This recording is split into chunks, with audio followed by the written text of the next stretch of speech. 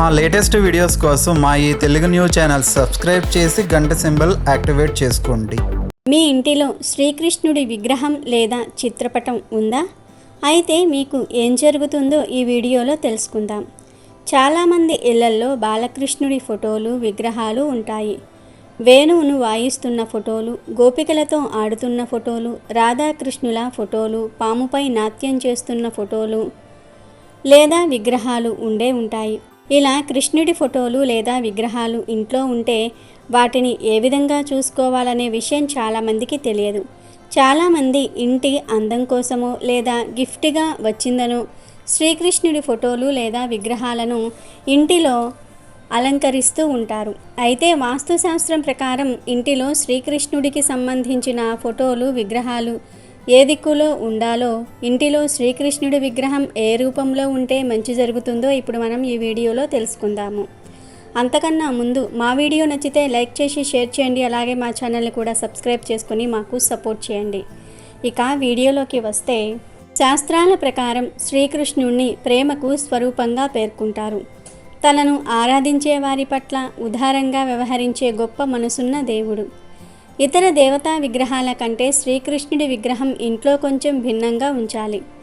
విగ్రహంతో పాటు భగవంతుడికి ఇష్టమైన వస్తువులను కూడా దీంతో పాటు పూజా మందిరంలో ఉంచాలి.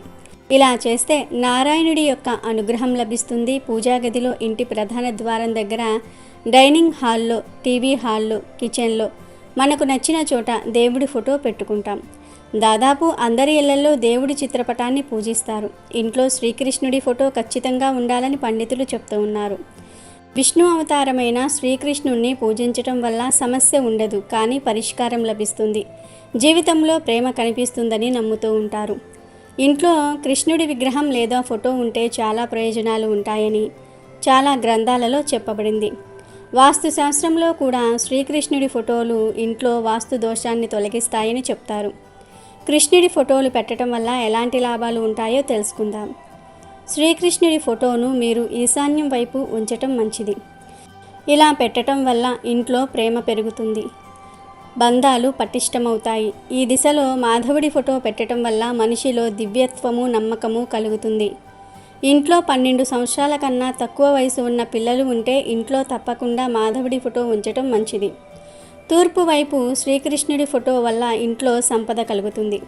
శ్రీకృష్ణుడు చక్కని చిత్రాలు ఆగ్నేయ దిశలో పెడితే ఇంట్లో దివ్య శక్తి జనిస్తుంది.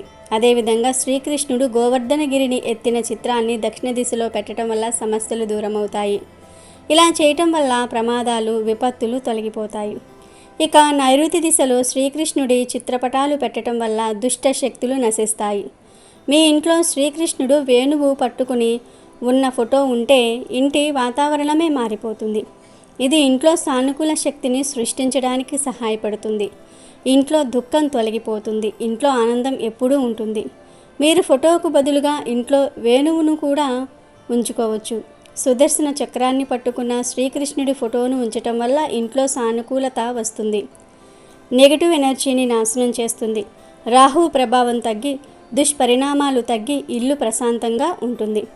భార్యాభర్తల మధ్య కాపురం చక్కగా ఉండాలంటే, వారి బంధం 10 కాలాల పాటు చల్లగా ఉండాలంటే అందుకు ఒక సులభమైన వాస్తు చిట్కాను సూచిస్తున్నారు. మీకు వివాహమే మీ జీవితంలో ప్రేమరసాన్ని కలపాలంటే మీ ఇంట్లో రాధాకృష్ణుల చిత్రపటం పెట్టుకోవాలని చెప్తూ ఉన్నారు.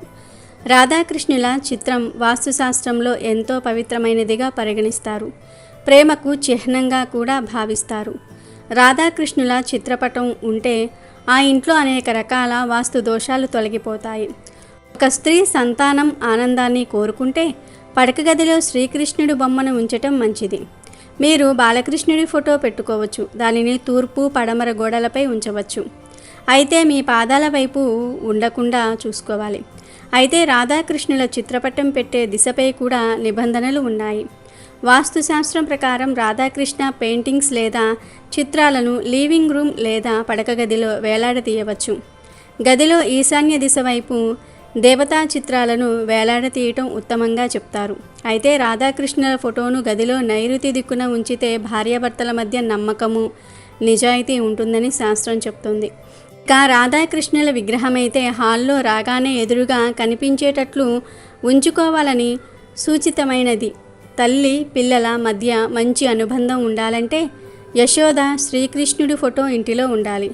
చాలామంది కృష్ణుడి ఫోటో లేదా విగ్రహం కొనేటప్పుడు కొన్ని విషయాలను అస్సలు పట్టించుకోరు.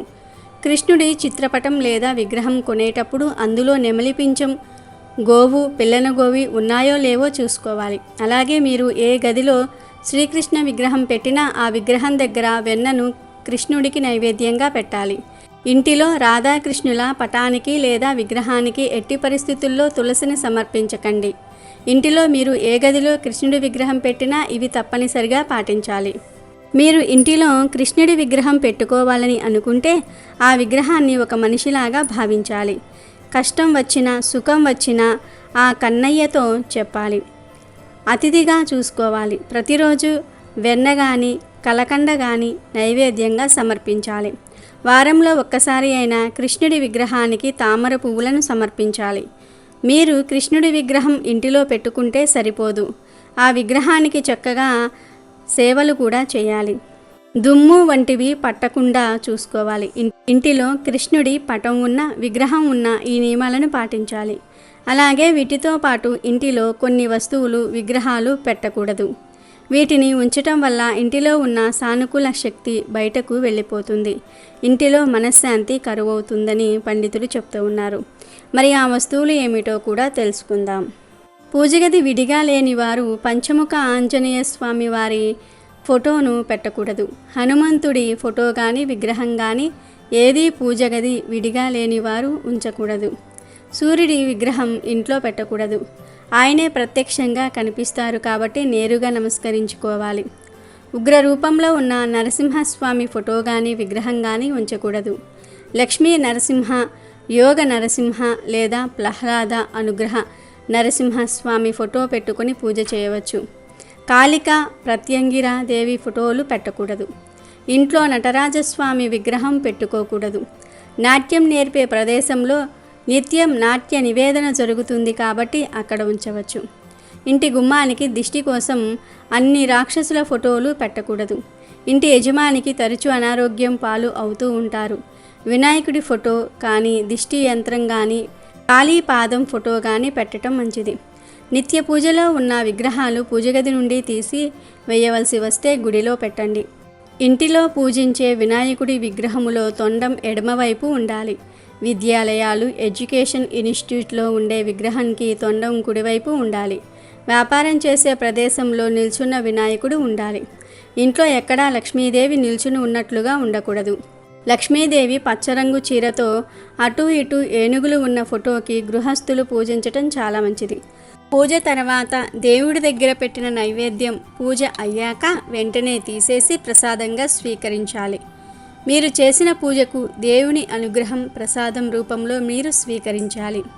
పూజగదిలో ఎంత ఖరీదైన విగ్రహాలు ఉంచినా పూజగదిలో గోడకు పసుపు రాసి, వైష్ణవులైతే నాంకొమ్ముతో తిరునామాలు, శైవులు అయితే అడ్డనామాలు, శక్తేయులు అయితే పసుపు మధ్యలో గౌరీ తిలకం బొట్టులుగా పెట్టాలి. వైష్ణవులు అయితే తులసి ఆకుతో కానీ తమలపాకును కానీ గోడకు రుద్ది నామాలు పెడతారు. మీరు ఎంత ఖరీదైన పూజ వస్తువులు ఉంచినా పూజగది గోడకు ఇలా పెట్టి పూజించటం సాంప్రదాయం.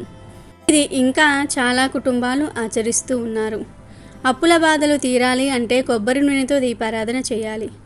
ఇంట్లో గొడవలు తగ్గాలి అంటే ఆముదంతో దీపారాధన చేయాలి. నిత్యం లక్ష్మీ కటాక్షం కోసం ఆవునేతి దీపం పెట్టాలి. శత్రుపీడలు, గండాలు, ఆస్తి వివాదాలు, ఇంట్లో వారి అనారోగ్యం తొలుగుటకు తెలుపు నువ్వుల నూనెతో నిత్య దీపారాధన చేయాలి. పచ్చిపాలు నైవేద్యం పెట్టకూడదు. కాచి చల్లార్చిన పాలు అభిషేకానికి వాడకూడదు. ఒకరు మెడలో వేసుకున్న రుద్రాక్షలు ఇంకొకరు ధరించకూడదు. దేవుడి దగ్గరకు, పెద్దవాళ్ల దగ్గరకు, పిల్లలు ఉన్న ఇంటికి ఒట్టి చేతులతో వెళ్ళకూడదు. ఇంట్లో అతిథి ఉన్నప్పుడు వారికి పెట్టకుండా ముందు మీరు తినకూడదు. మొదటిసారి ఎవరైనా ఇంటికి భోజనానికి వచ్చినప్పుడు వారు ఒక్కసారి వడ్డించిన ఆహారంతో లేవకూడదు. రెండవసారి కాస్త అయినా సరే పెట్టుకోవాలి. అలా ఒక్కసారి లేస్తే ఆతిథ్యం ఇచ్చిన ఫలితం దక్కదు. ఇంట్లో తరచుగా సాంబ్రాణి వేస్తూ ఉండాలి. నెగిటివ్ ఎనర్జీ దూరంగా ఉంటుంది.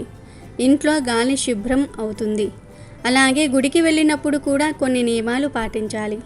దేవుడి గుడికి వెళ్ళినప్పుడు గుడి వెనుక భాగం బలిపీఠం దగ్గర తాకటం కానీ తల ఆంచటం కానీ చేయకూడదు. బలిపీఠాల దగ్గర అర్చకులు తప్ప ఎవ్వరూ ఏది ఎక్కడా పెట్టకూడదు. గుడిలో దేవుడికి అర్చకులకు తప్ప ఎవ్వరికీ నమస్కారాలు చేయకూడదు. షష్ఠి, అష్టమి, త్రయోదశి నాడు తలకు నూనె అంటుకోకూడదు. రాత్రిపూట తల చిక్కు తీయకూడదు. పెరుగు చేతితో చిలకకూడదు. నీరు, పాలు, పెరుగు నెయ్యికి అంటూ ఉండదు. అవి ఎక్కడ నుండి అయినా ఎవరి నుండి అయినా తీసుకోవచ్చు. లక్ష్మీదేవి అనుగ్రహానికి పూజలు ఉన్నాయి. లక్ష్మీదేవి నివాసం పాలు. లక్ష్మీ స్థానాలు అనేకం ఉన్నాయి. అలాగే జ్యేష్ఠాదేవి అనుగ్రహం ఎలా పొందాలి? జ్యేష్ఠాదేవి నివాసం పులిహోర. జ్యేష్ఠాదేవి స్థానాలు కూడా అనేకముంటాయి. పులిహోర చేసి దేవుడికి నివేదన చేస్తే జ్యేష్ఠాదేవి పెట్టే కష్టాల నుండి ఉపశమనం లభిస్తుంది. పులిహోర చేసి పంచిపెడితే జ్యేష్ఠాదేవి శాంతిస్తుంది. అందుకే పెద్దవాళ్ళు వారానికి ఒక్కసారి అయినా ఇంట్లో పులిహోర వండుకునేవాళ్ళు. పంచిపెడితే ఇంకా మంచిది. మన నిత్య జీవితంలో ఈ నియమాలను పాటిస్తే లక్ష్మీదేవి అనుగ్రహం మనపై ఎల్లప్పుడూ ఉంటుంది. అలాగే విగ్రహాల విషయంలో, దేవుళ్ళ పటాల విషయంలో కూడా తగినన్ని జాగ్రత్తలు తీసుకుంటే మంచిది. అమెజాన్లో బెస్ట్ డిస్కౌంట్స్ కోసం వీడియో డిస్క్రిప్షన్లో లింకు ఉంది, చూడండి. అలాగే మా టెలిగ్రామ్ ఛానల్ సబ్స్క్రైబ్ చేసుకోండి.